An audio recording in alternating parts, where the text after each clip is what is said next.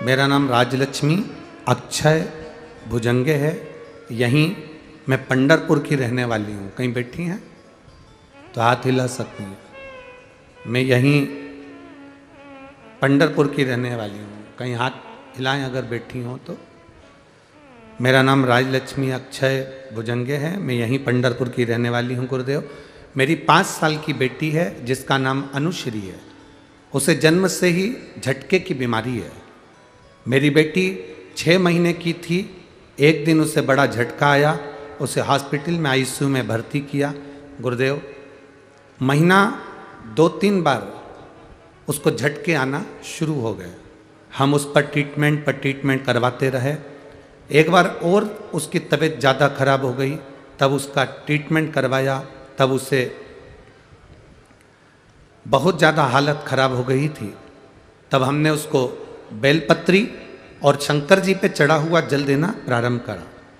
मेरी बेटी 2.5 साल की हो गई गुरुदेव।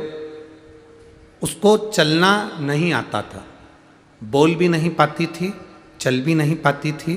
पर बाबा का मैं क्या गुणगान करूं गुरुदेव। एक हमारी पड़ोसन की आंटी जी बोली, तू 1 लोटा जल शिव जी को चढ़ाया कर और उस जल को बेटी को दिया कर। हमारी बेटी तो वैसे ही झटके आते थे उसको महीने भर, और तकलीफ ये थी कि चल भी नहीं पाती थी, बोल भी नहीं पाती थी। मैंने बगल वाली आंटी के कहने पर उसको पानी देना प्रारंभ करा। आप छत्तीसगढ़ में कथा कर रहे थे, वहाँ पर पत्र पढ़ रहे थे। उस पत्र में आप कुछ बता रहे थे, मैंने सुना। उस दिन मेरा विश्वास जागृत हो गया कि जब टीवी में महाराज बता रहा है और पत्र पढ़ रहा है, उसने नहीं लिखा है, दुनिया वालों ने पत्र लिख कर भेजा और लोग अपना महसूस करा हुआ अंदाजा लिख रहे हैं, तो मैं भी कर कर देखूंगी। और मैंने अपनी बेटी के लिए उपाय करा।